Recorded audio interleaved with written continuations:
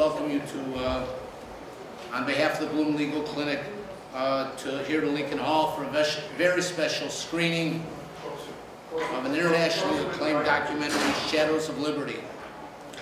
Let me first tell you a little bit. This is a very historic room. There have been many enactments and things here, one of which was when the death penalty in Illinois was ended. It happened right here in this room.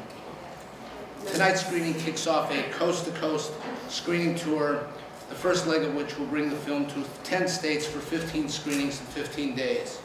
In addition to the Bluhm Legal Clinic, the other organizations that made tonight's events possible are Doc Factory, the Illinois Campaign for Political Reform, MoveOn.org Chicago, Multikulti, Chicago Media Action, the Chicago Green Party, Rainbow Push, and WZRD 88.3 FM.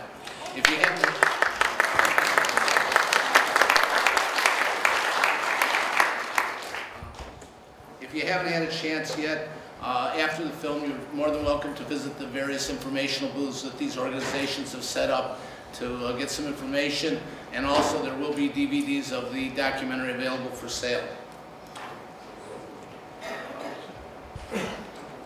I'd like to also thank tonight's organizer, Deborah Brown, as well as members of my staff, Myra Ruiz and Stephanie Borowena.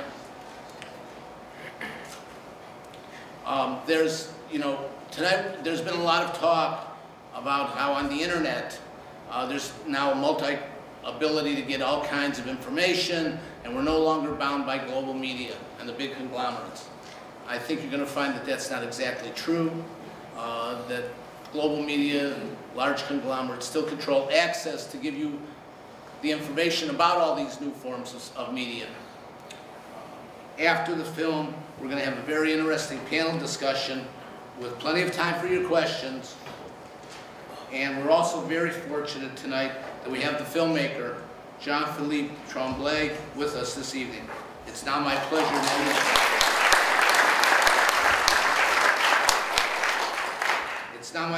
to introduce Jean-Philippe, who will give you an introduction to the film.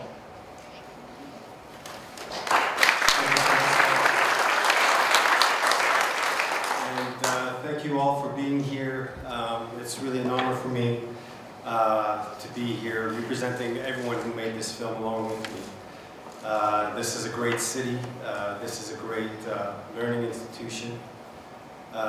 This is a great room. I visited it earlier this afternoon and was kind of blown away by this room, and felt very fortunate to be able to present the film here. The room, it kind of reminds me a little bit about democracy, a government for the people, by the people, where information is the pillar of a free society. And this is what this film is about. I've been around the world showing this film, but it's really in this country that we really need to show the film and present it to the American public and have a discussion about what we see on the screen and what we see in our streets and what we hear, see, and read in our media outlets here in this country. So I hope you enjoy the film. Stay with us for the discussion afterwards. We have a stellar panel of people who work for our media here in Chicago. And once again, it's an honor to be here and to kick off our US tour here in Chicago. For the next 20 days, we're going to tour 10 more states. And later in the spring, we're going to tour another 150 cities or so with this film, in venues like this, in cinemas, in community centers, and having a discussion and seeing what we can do to own our media, because the public owns the media and we've got to take it back. Thank you.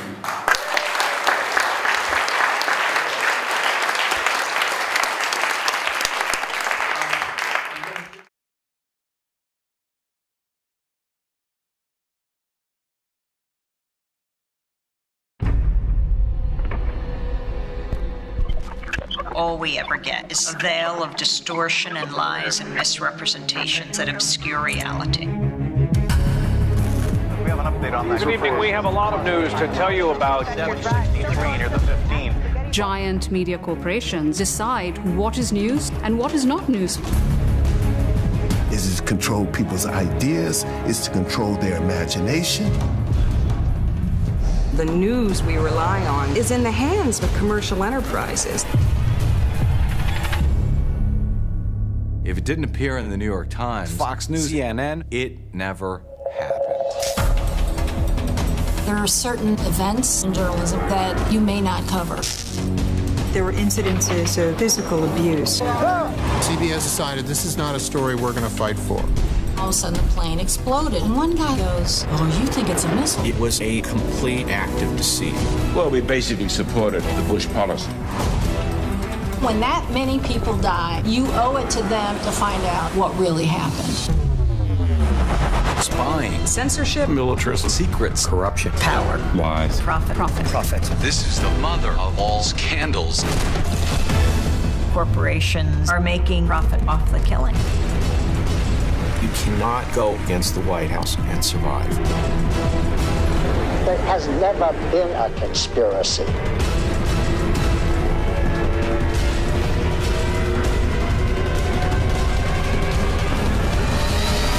Wars really are started by the mainstream media.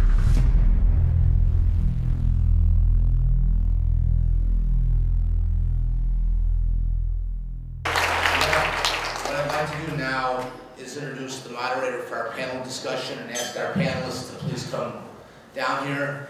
Our moderator is Bill Turk. Bill is a Chicago author and managing director of Q4 Radio AM 710. And I'm going to turn it over to Bill, try to figure out how to turn off the projector. Thank you.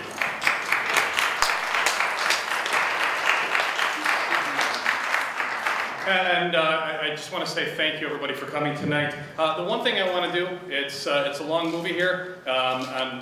On movies of this type, normally you'd have an intermission, and I'm going to do something because I grew up as a good Catholic kid, even though I've strayed a little bit now. I'd like everybody to stand up if you could, please, just for a moment, and shake the hand of the person next to you and thank them for being here. Thank you for being a good witness. You too. And got me with you. That's it, exactly. I have a lot of these. But not with that particular say. All right, just to help shake off the cobwebs a little bit. Is there other questions I like to do? Absolutely, absolutely.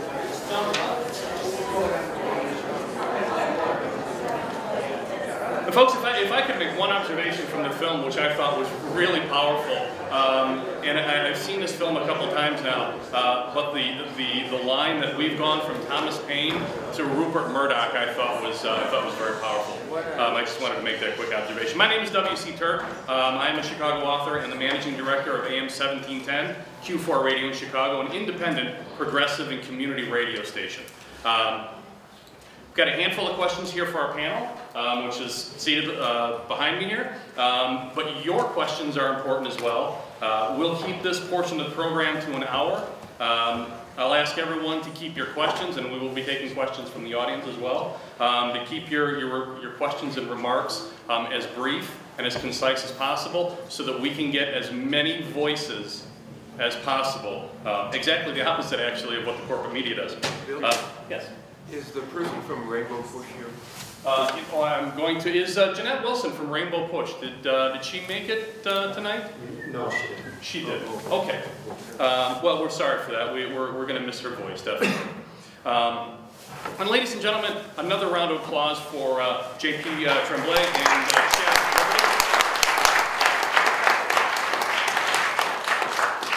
And if I could, I'd like to introduce our panelists. Seated down here at the end is filmmaker Jean-Philippe Tremblay, or JP.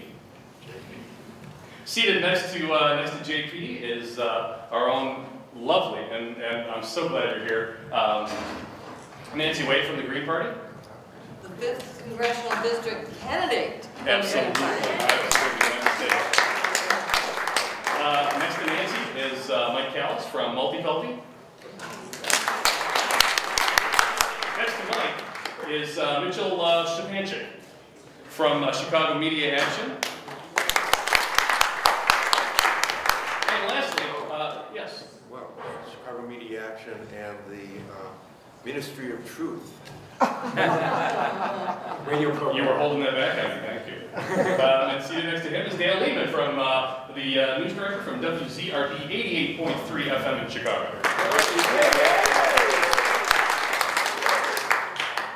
JP, we hear a common refrain in the corporate media that people simply do not care about independence of information, net neutrality, or media consolidation. Yet the response to this film so far has been fantastic.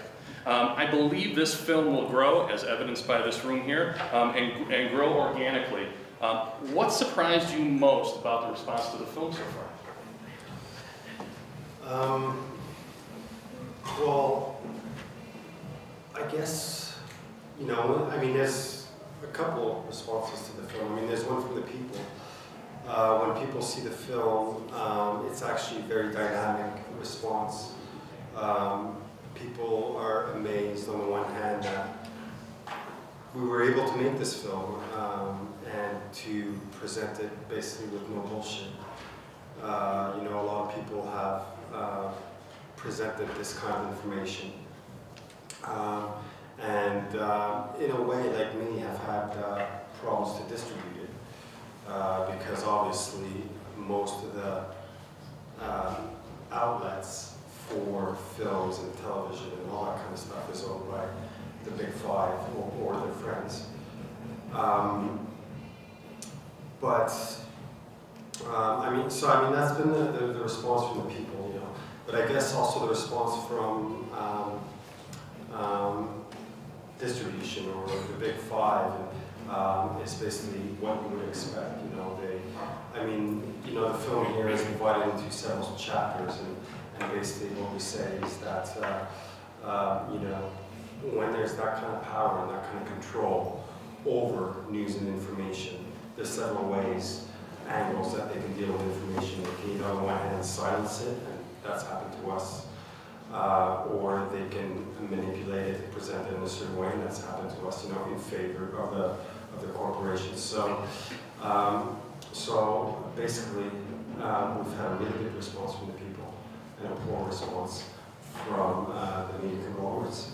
But this just really... You expected that? Yeah, it's what we kind of expected, but it just really empowers us to, you know, with Deborah Brown and my other colleague, Zainab Yildiz, we took about 3/4 of a year, it's been almost 2 years since we finished the film.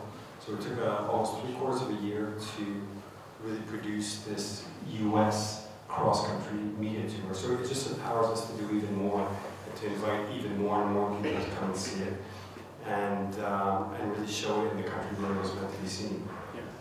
So that's been responsible. And I wanted to put our panelists a little bit on the spot here and just get your first impressions about seeing the film. If you saw it for the first time tonight, or what your first impressions were when you first saw the film. This is the second time I've actually seen it, and I think it helps people validate. If it helps. Well, I think it helps validate people's sense that there's something terribly wrong. It sort of functions like Democracy Now! Does as an antidote to the cognitive dissonance that plagues this society. And I think it reveals many events that have passed through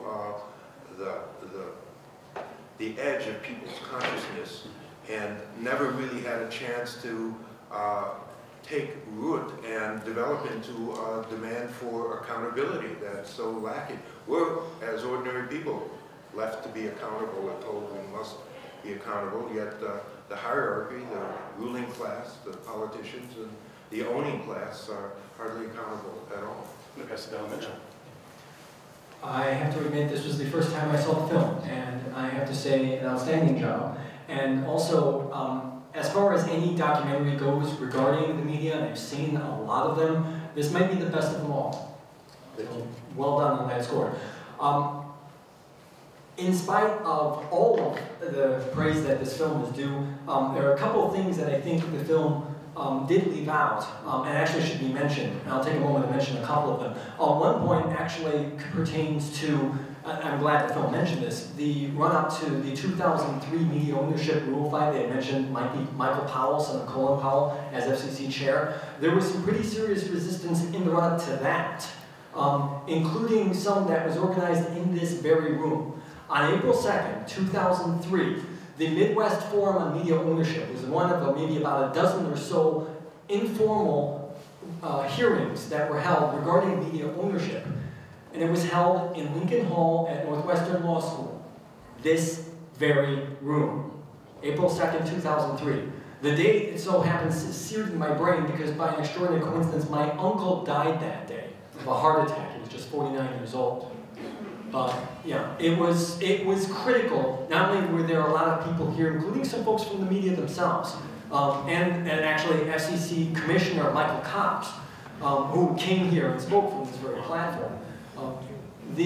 This hearing and the number of other hearings across the country were all critical because they helped to raise that awareness, to build momentum that actually wound up stopping, even though the FCC actually voted by a 3-2 vote to basically eviscerate the remaining media ownership rules. That was overturned precisely because as a court in Philadelphia ruled in our favor. This is the perfect place to be hosting this film. This is uncannily the perfect place. But let me just finish one point. The FCC wound up getting rejected by the court on that score, and the media ownership rules rolled back precisely because 1 million people, in the words of the court, more like 3 million people, historically unprecedented number, spoke up about this. Shouldn't that matter? And in the eyes of the court, they did, and we wound up winning that fight. That's the way to win it. Michael, your impressions of the film when you first saw it? I thought it was a great documentary. It touched on a lot of things that you don't hear about, even that are very controversial, and obviously you don't see that stuff on the media, the mainstream media, with the crash of TWA or the fact that they pulled the story about the Nike show, and then you see them with the branding and the corporate logo, and I think these are powerful stories that people need to know about, and because it's too often silenced, we really need documentaries like these to, they're important tools for getting that message out there. And also this is a great location as well because the FCC had a public hearing. The last time I was actually in this building was right around the corner, and that was for the merger of Comcast and NBC. And what we saw for that were hundreds of people who showed up in protest. Pretty much unanimously, all the people from the public were opposed from it, opposed to the merger of Comcast and NBC, and the only people that showed up in favor were those who were actually getting money one way or another from the industry. And that was something very revealing. So it's good to be back here, especially under these circumstances, to be going forward and to see so many people here who are ready to mobilize and actually do something to address this issue. Excellent. Nancy? Just want to clarify my introduction that I am running for Congress in the 5th Congressional District of Illinois, often known as the former district of Rahm Emanuel, the former district of Rod Blagojevich. That's where I'm running. If you live there, vote for me. If you don't live there, volunteer for me. So, naturally being a politician, I gotta make that pitch. But I am a Green Party candidate. And the issue of media is particularly important for third-party candidates. The Green Party does not take corporate donations. This just makes me prouder of that fact. This movie makes me prouder of that fact. But as a third-party candidate, or another party candidate, a candidate as an alternative to the corporate duopoly of the Democrats and Republicans, the issue of media is extremely important to me. The fact, for instance, that Jill Stein, the 2012 Green Party candidate, who was on the ballot in 72% of the states, who qualified for federal election money, matching money, was shut out of the debates. In fact, went to the debate at Hofstra University in October of 2012 with her running mate, Sherry Honkala, attempted to get into those debates as a legitimate presidential candidate, was arrested, taken to a so-called dark spot, not allowed access to a lawyer, was with the plastic handcuffs that they have now, handcuffed to a hard chair. She and Sherry were there for 8 hours, no access to a lawyer, no access to a bathroom. And there was silence in the media on that event. And there should have been, that should have been a headline. That should have been nationally broadcast. So this is an issue particularly dear to me as a Green Party candidate.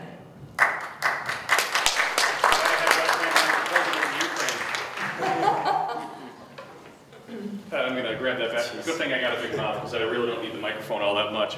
So I'm going to start a couple questions here just to get the ball rolling. If anybody has any questions, please let me know. And I got you first, but I'll come back to you in just a few moments. We're gonna get a couple of questions in here. In this discussion, often there seems to be this broad brush sort of assumption. The reality is that America is a very diverse community. It's evidenced by this room, actually. Is media consolidation and corporatization a threat to the realization of true diverse and vibrant perspectives critical to our nation and species, given a naked effort to marginalize and discredit strong black, other political perspectives, immigrant, gender, and ethnic voices by a decidedly white male, wealthy, and right-wing monopolized media? What does that mean for those communities?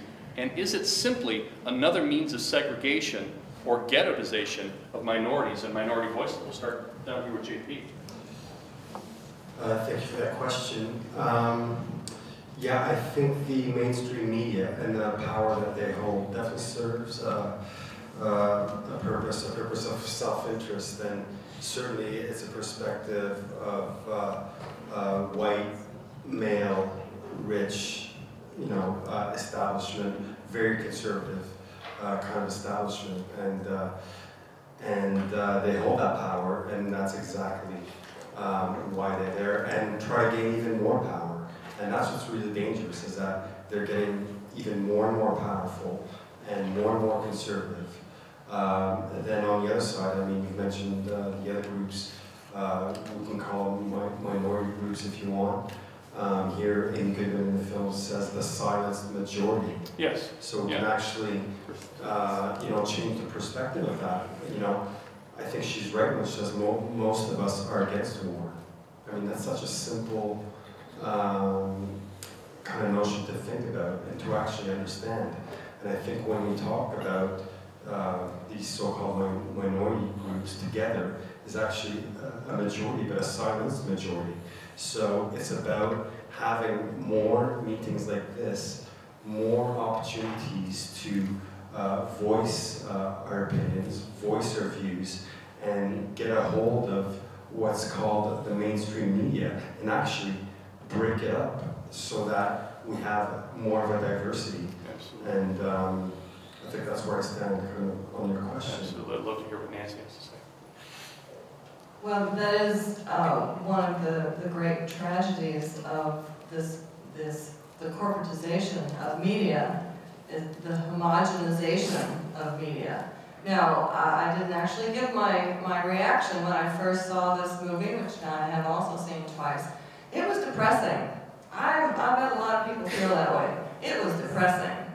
However, on the other hand, the fact that it exists, that's encouraging. The fact that you all are here tonight, that's encouraging. The fact that we want to fight this, and that all the people who came and testified against the monopolization of the media in the previous issue, that gave me hope. But these were people from across all political spectrums.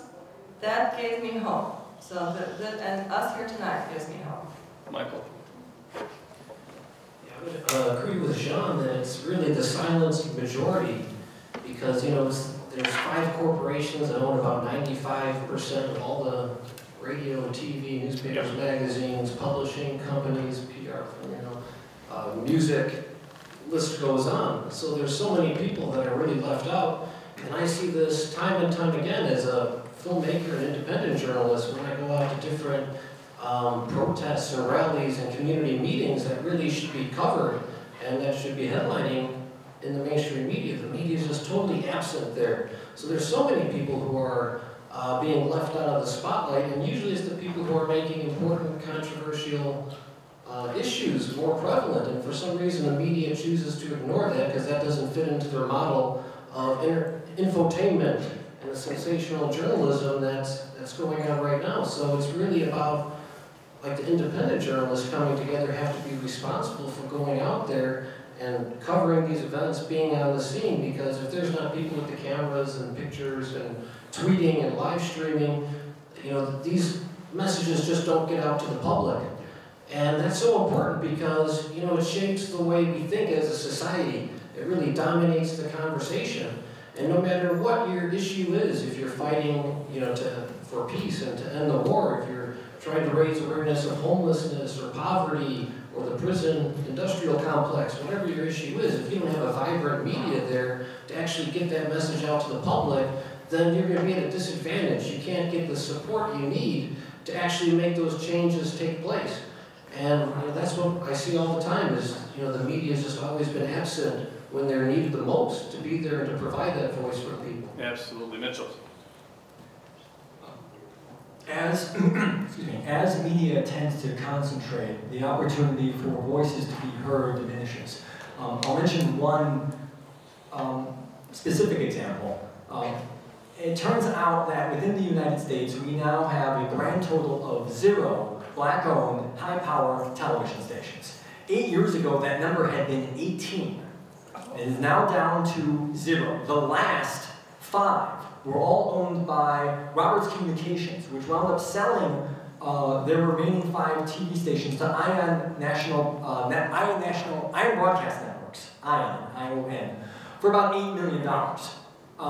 And other stations had also been selling off their TV stations, basically to score a quick buck, and the money, those stations themselves were mostly intended to be repurposed for the use of their spectrum for cell phone rebroadcasts, or cell phone usage, because that spectrum that can be used for cell phones.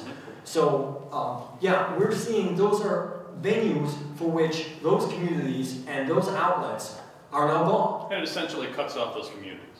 That's the potential there. And that's where one fight and one avenue for fighting to try to restore and to widen those opportunities. We've had some very fortunate success in the last 3 years with the broadening of and the advance of a low-power FM radio window that the FCC has opened. So now probably another 800 low-power radio stations will be occurring in communities across the United States, including, I'm happy to report, in Chicago. Yes. We'll probably get maybe 4 more radio stations. But that's hopefully 4 more stations that we wouldn't have had otherwise. We have to continue and build on them. Yeah.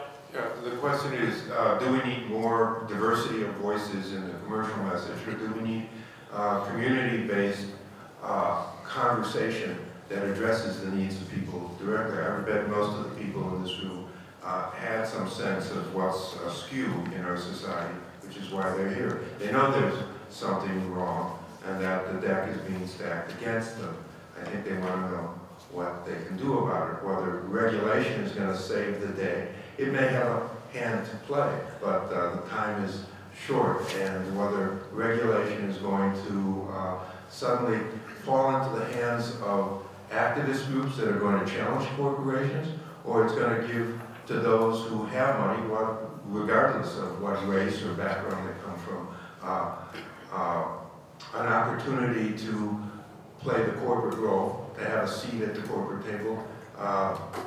That would be played out in re-regulation. So. Excellent, thank you. I'm going to do the Phil Donahue thing here and run around the audience and grab a couple. This young lady had her hand up first. Bear with me here. There you go. Sorry, I'll try to keep this short, but I have a couple of things. Number one,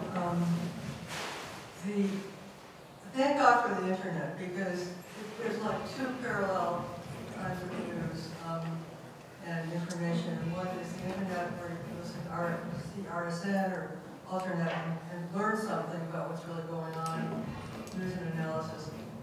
If you look at public radio, public television, it's dominated by corporate power. Even if it's supposed to be public, it's totally not public, because more than 50%, I think, of their money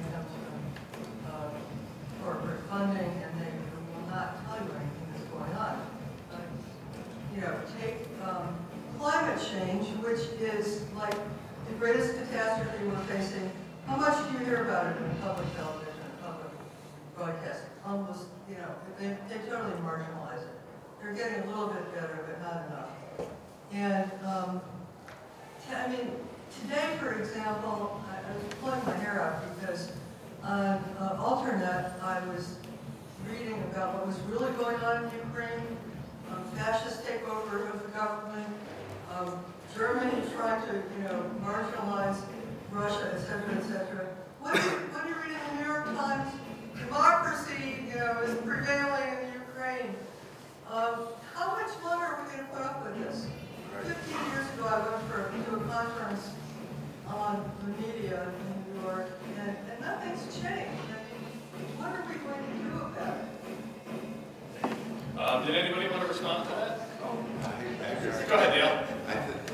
I think we should take over Michigan Avenue at the bridge and let the media corporations see us. They're all concentrated down there. The only thing these corporations are interested in is money. The market model precludes them from, when they're not directly owned by some of the bad actors like GE and Westinghouse or the defense industry, they serve them, and they are busy collecting the money that makes them profitable through advertising. And the last thing that people who pay for advertising want is controversy to be exposed for the criminals that they are and for the crimes that they commit on a daily basis, 365 days a year. Only because I'm here, I'm going to go to this gentleman next. Yes, I recognize that there's more interest in this issue coming from the political left than the political right. But I think it's important to emphasize that it's really bipartisan, because I don't think this issue is either addressed by either Republicans or Democrats. And so, in my personal opinion, this film, waiting until the last 5 minutes to portray it as a bipartisan issue, yes, it hits the target, but in my opinion, it misses the holes of it. I'm going to work my way around the room. Just respond to that. Some other people. I will work my way back around to you. I mean, the film, we didn't wait until the last 5 minutes to, I think you're referring to when we refer to President Obama. Yes. You know, we also refer to President Clinton just as much as we did to George Bush and to Ronald Reagan. So we didn't wait until the last 5 minutes. That's short to say that. Yeah, I welcome this film. There have been others on media. This one has a certain kind of pizzazz to it that I think maybe will have a broader appeal to people, and I'm glad to see so many people here. There is one thing that I would hope I would have liked to have seen in the film, if I can include that, and that is when you were talking about 9/11, I would have liked to have seen something about thermite, about Building 7 that went down without being hit, about the war games that were going on at the same time, about the fact that those guys would never have been able to fly those planes. And I think there was an enormous opportunity that you had in this film to break through. I mean, Amy Goodman hasn't covered those kinds of things. Noam Chomsky hasn't covered those kinds of things.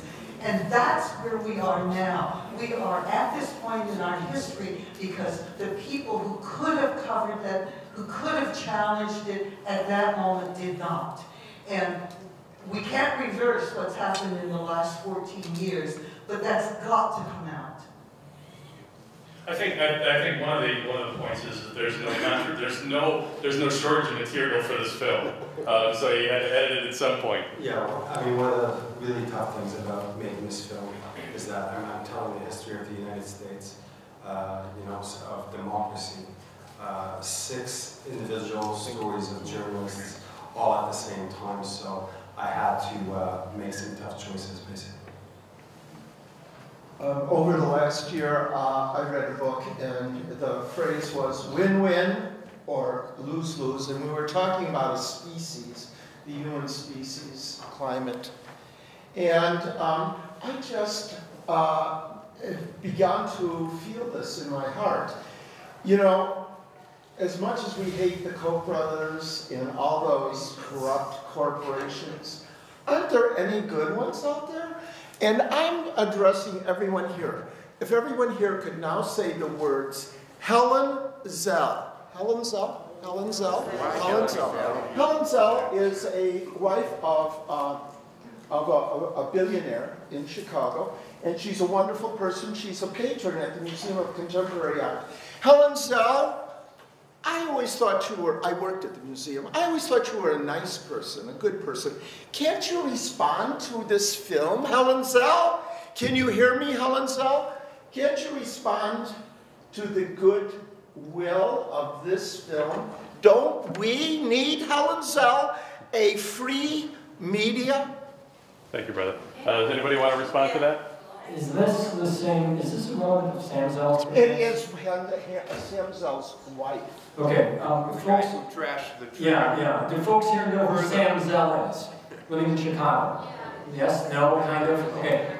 Sam Zell had been the owner of the Tribune in the wake of actually the media fight. The Tribune gambled tremendously on the FCC's media ownership fight in 2003. They were banking on those rules to go away because they were planning a growth trajectory on that score. But they didn't get it. And what wound up happening was the Tribune effectively collapsed. The collapse came in the form of a shareholder revolt. Sam Zell, billionaire media mogul, mostly through real estate. Yeah, his big thing was real estate. Wound up getting ownership, and he wound up actually running the company into bankruptcy, from which it wound up emerging and splitting in two. So, working our way backwards, this was all the result of the media activism that people in this room 11 years ago, which I'm very lucky to count myself as a part, have been a part of. The role here about Helen Zell is, I guess, tied in with the Sam Zell and the connection to the Tribune on all of this. That the Tribune was banking their future on getting these ownership rule changes passed, and we stopped them. That's a victory, and you know, that's something that we should celebrate in law, and that's something we were able to do. Excellent, thank you. Yes, sir. First of all, I think we should recognize Northwestern University and the school for hosting this conference. This is most unusual. Then a question. Would you agree that the main value, the main business of the mass media is to manufacture the notion of being a free press and then advertise it all over and brainwash the people to believe that we in the United States have a free press, a democratic press unlike any other country in the world. And I think that's the main poison. And I would like to see it part of the film, of denouncing that, and somewhat bringing the people in the United States to the level of people in most of the countries that don't believe the president just swallow the things as we do in this country. Thank you. Thank you, brother. I'd like to address that because I thought the film actually did so when it covered the experience of Gary Webb that eventually led to his discrediting by the mainstream media, even though the story he told was fully validated by the CIA itself, how they were complicit with drug running and the cover-up of it. They covered that. Perhaps you would want more, I don't know, in depth. The film is pretty complex in telling the stories that it does tell, and it has a limited time for each individual story. But they did cover that, and I agree with you fully. The nature of how this system works is to create the illusion that we have a free press. It's free until you start to really create waves and challenge things, just like Occupy was free to exercise its Second Amendment rights. First Amendment rights. Well, it's Second Amendment rights. They were entitled to carry guns too. Free until they started to create waves that frighten people in this country. And then you can see how it was covered by the mainstream media. Michael, go ahead, buddy. Yeah, I mean, another thing is with the press. I mean, one, we mentioned that they own our public airways, which is the free press. You know, that should belong to all of us. It should be this free channel of information. But instead, you know, we've leased them under this supposed obligation of public service, which have, you know, it's been eroded so much that there isn't really that public service. The only obligation that they have right now is to make profit for their shareholders.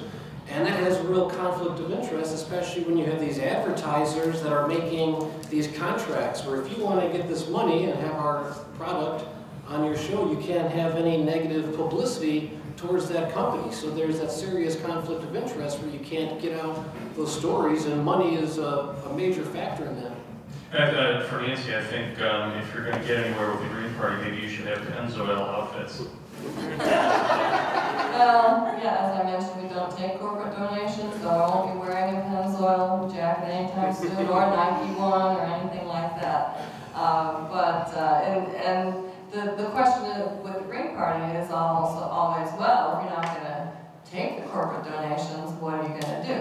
Well, it's a double-edged sword. We can go farther on individual donations. The Green Party does go farther on individual donations.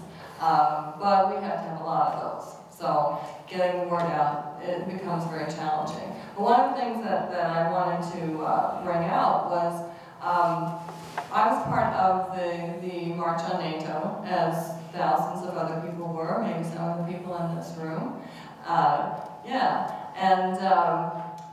At the very end of that march, I did not want to be part of what I saw developing. It was quite frightening. There were Chicago City buses with, on the marquee says, Chicago, my kind of town. Cannot imagine how surreal this was. To see these city buses moving farther and farther in on us marchers, doing what they call kettling. So moving people in farther and closer together, and it became quite frightening about whether or not you'd be able to escape from this moving fence. And then we did leave and go to a nearby restaurant to watch the end of the march. It was very, very obvious, even from the corporate media, the police brutality that was occurring at the end of that march. Marchers who were not resisting, being beaten with batons, and it's on corporate media. And to bring it full circle back to JP's film, we saw complicity, we saw a partnership, not only between the authorities, if people recall the red zone downtown in which they created a sense of fear and panic, but there was a partnership between the media and between the authorities to divert the message of the protesters to what was actually happening behind closed doors. Vast sums of money being paid off for war by countries, by and large, that were cutting social programs. Right, but my point is, amazingly, this police brutality was actually being broadcast. But my question is, if people saw that, did you call those stations and ask them, why are you reporting this so positively? And the reporting was all about how great the police were, how fabulous our police were. On WBEZ, the reporting was how fabulous what a good job. It was obvious to anyone with eyeballs that the police were brutalizing people for no reason. So my challenge really is, and I know many of you doubtless are activists, my challenge really is for us as individuals to call them on it repeatedly. Don't just sit back and go, oh well, I'll just turn to alternate. Call them on it. Excellent. We're going to move quickly around the room to get as many questions as possible, so try to keep it brief. So obviously the whole point of this is to criticize the mass media. So my question is, are there any mass media organizations that you see as able to maintain their integrity? And also to follow up, if there's anything hope for the future that will be able to counter some of the bad things that have been highlighted in this documentary. Good question. Go ahead, Michael. Well, I think the whole point of this is to criticize the mass media. So my question is, are there any mass media organizations that you see as able to maintain their integrity? And also to follow up, if there's anything I'll mention one particular example that's been able to maintain its integrity, The Guardian. Oddly enough, not The Guardian of London, which had been until a couple months back, had been Glenn Greenwald's avenue for distributing Edward Snowden's leaks to a worldwide audience, including here in the United States, which helped to change the game. As far as what the best hope might be, and this actually dovetails to Edward Snowden, whistleblowers. The people who happen to be in power, we were lucky enough to see Sibel Edmonds on this film, the people in power who are able to shine a light, and the way that Edward Snowden had done it was very effective. And there's more coming, hopefully we'll continue on that. We need to foment that, and also in particular, as a quick follow-up, foment that among these media outlets themselves. I bet you that there are a ton of dirt on Comcast. Let's see if we can do what we can to help to get some of that out, and maybe we can stop their supposed buyout of Time Warner Cable. Just a thought. Okay. I just wanted to I just saw this film about 3 weeks ago. I'm sorry, JP, go ahead. Well, I was just going to say, I was just going to add to that, because I think that's a very good place to start. But as well, here in the United States, let's not forget that in the past 10, 15 years, there's been a real kind of bursting of new independent media. And, you know, if you look up the Media Consortium, you know, they represent about 50 to 100 independent media organizations that are mostly based here in the United States. And of course, there's stuff like the Center for Public Integrity or Democracy Now!, all sorts of independent media organizations trying to keep power accountable. And you can start by looking them up by looking at our website, see who the contributors in their film are, follow their organizations, and we also have a Take Action section of our website. Have a look at that, and that's a really good start for this kind of research. What's your website? The website is shadowsofliberty.org, so it's the title of the film.org. Okay, I think I want to follow up on what you just said, or you just preempted me. I saw this about 3 or 4 weeks ago, and I immediately thought, well, we got to get this out. And I just have one question for every single person that's still left in this room. What can you do with your family, your church, your dorm, your, I don't know, sorority, fraternity, or whatever other organizations you belong to? I think each one of us has a responsibility to do something to get this seen by a lot more eyeballs than just us. And I know you. You're just all trouble. We all can do something, and I think this organization is very open to sharing the film in some way or other that isn't going to cost an arm and a leg. And yeah, I think JP would say, give the gift of the DVD. I mean, perfect gift. I mean, you're absolutely right. I mean, because you're a capitalist too. Libraries love this stuff. Contact your public library. They love this. yes. Well, we're trying to promote the film via this tour, and you know, if you look at our website, we do have exactly, and then we're going to have 171 screenings. So by all means, do spread the word. I mean, we can't talk about this film enough so that the message gets out there that, you know, we are thinking about the media and stuff is actually happening and people are actually gathering together. I also want to mention that the people I'm sitting with here represent a number of independent media organizations and also our moderator right there. And I'm always amazed by how, when I travel around this country, I found out about these new organizations, people that are you know, producing new media. So it just takes a little bit of effort to actually research that. And of course there's our film as well. So absolutely, let's get out there. Let's just begin very slowly. Go on the internet.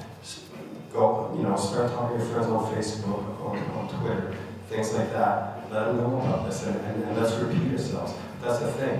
If we repeated ourselves as much as the mainstream media, we'd be miles ahead, because they just hit us over the head every second of the day with their crap. So let's reverse the trend. I want to check real quickly that we're on our time, because I want to get as many people in here as possible. Then I'll come right back to you, Michael. Probably last question. One last question? Yeah. Okay. I'm going to go to... Hey, Bill, if I could comment on it real quick. Please, while I'm running around Just here, to make a quick pitch for Chicago Media Action, that's the organization right here in Chicago that's specifically designed to deal with media issues. And right now we're like re-energizing the group, and we're trying to make media like an issue on the social justice agenda. Because too often we have people who are protesting about the environment and tar sands, fracking, the war, you name it. There's everyone protesting all these issues, but no one's really been raising that much hell about the media. And that's one thing that everyone has in common. If you need to, whatever your cause is, without a vibrant media, people aren't likely to know about it. So one thing we've been doing recently, we actually organized a march against mainstream media on November 16th, where we did a little tour through Chicago of all the major media networks and kind of run our grievances with all the companies. And this was kind of like a publicity tool to raise awareness of the media, but it was also an experiment to see what would happen if people actually protested the media. Would they cover the story or would they not? And obviously, they did not cover the story. We're in front of CBS News, where you can hold up your sign in their windows and say, "Hi, Ma, happy birthday," and this and that. When we had our signs that said, "Report the truth, not lies," well, they brought down the curtains and they silenced it up. But fortunately, we were there with our cameras for Chicago indie media, and we documented this whole experiment. And we kind of show, how they react when you raise this issue.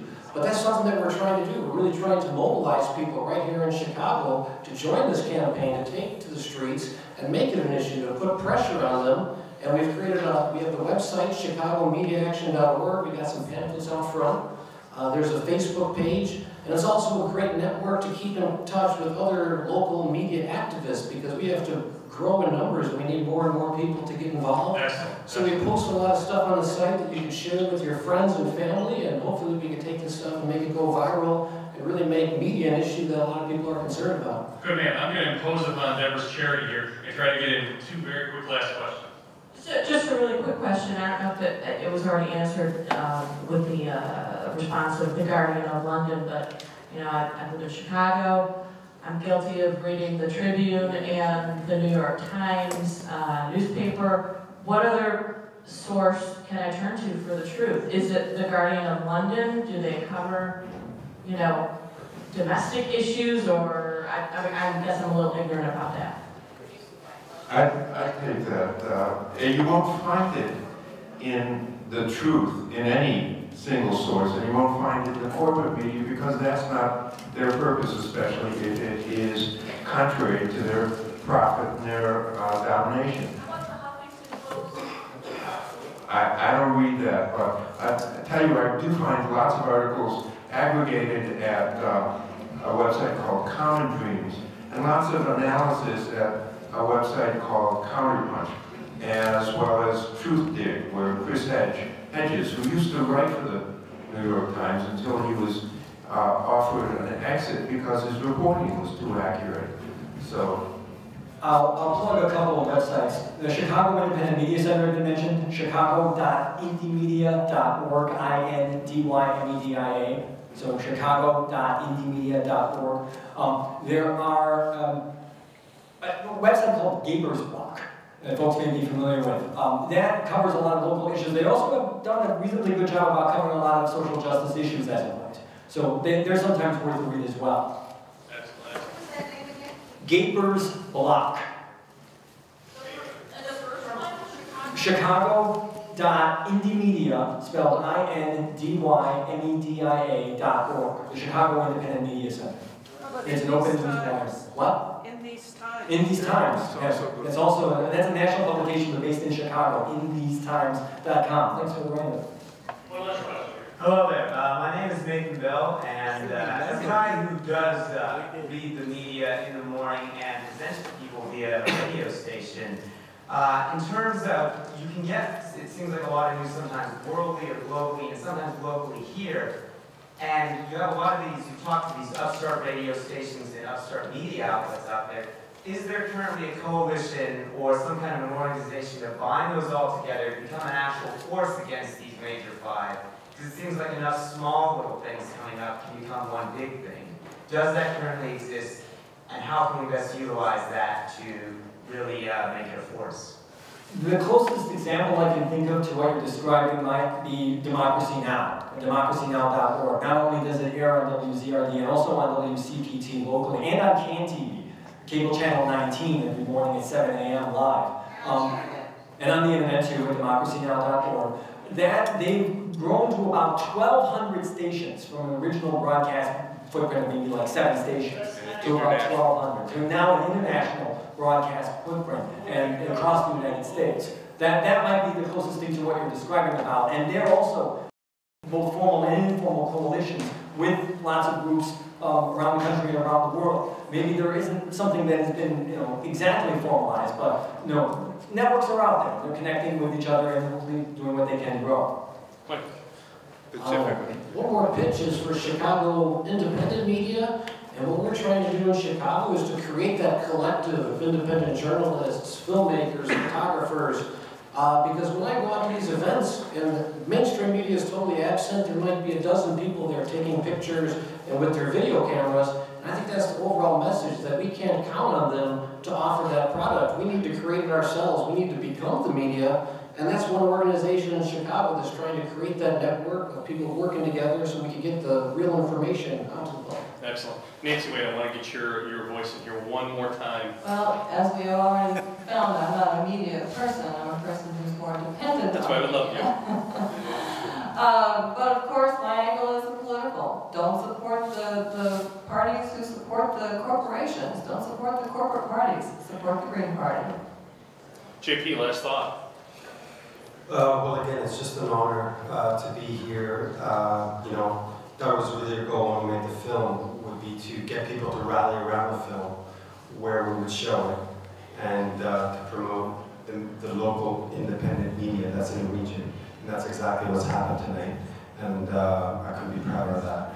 I just want to thank you again, Bill, but also I want to thank Sam Tannenbaum, who made this possible, hosted me, and all of us here tonight.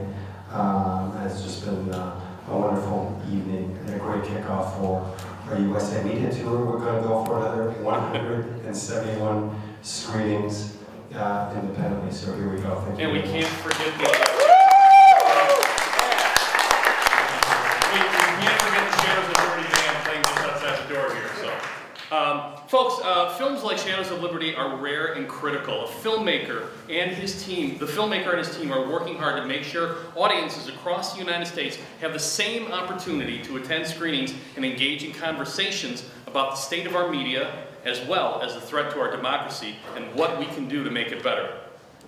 To keep the tour independent, the filmmaker and his team are relying on people like you to help provide financial support necessary to keep the show on the road, literally to keep it on the road. They are currently in the midst of a Kickstarter fundraising campaign to raise $13,500 by March 20th. If you can contribute $25, $10, $100, or any amount that is meaningful to you, it would make a huge impact. $1, $2, $3, that really makes a huge difference. You can pick up a donation envelope at the Shadows of Liberty table right outside the door here, or get a text message with a link to the Kickstarter campaign. Text SOUL, S-O-L, to 581, and I'll have this information for anybody who needs it. 58124, yes sir? 58124? 58124, yes sir. There are also Shadows of Liberty DVDs for sale with proceeds, again, which would make a wonderful, wonderful gift. How much are the DVDs? $20. $20. Oh, that's not bad. Screening rights at a library or any place. Yeah. Yes, that's with Bullfrog Films. Bullfrog Films. So look up bullfrogfilms.org. I believe it's .org. And I found this out as an author, that if you go to your local library and request this film, they buy the film, just like they would buy my books, and that's an extra sale, that's extra support to the filmmaker. But when they screen it, that's the point.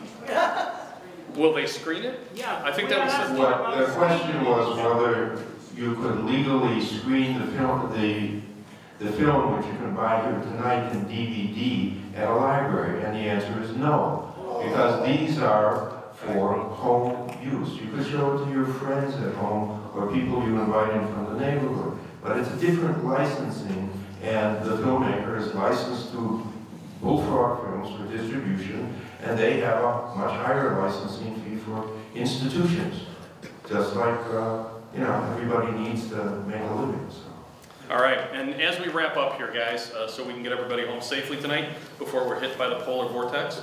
In the end, ultimately, it is up to us, both in the energy and agency we take and demand in our government and in our desire to see true change. Some years ago, giving a speech at Western Illinois University on Rwanda and Bosnia, a teacher stood up from among her students and asked me a question, and they looked at her with such expectation, and she asked, what can one person do?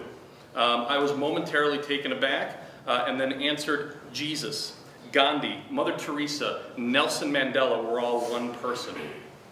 We know their names, but all too often we forget about the millions who stood together where possible and alone when necessary.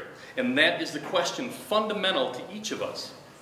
Did we stand for something? Did we make a difference? No one may answer that for you, and no one will ever hear that answer. But it will resound loudly in your own soul that you stood for the rights, the justice, and the dignity of your neighbor. Stand guard at that fire, my friends, and keep it alight for those who will follow you. Thank you for coming tonight. Please give a round of applause to standing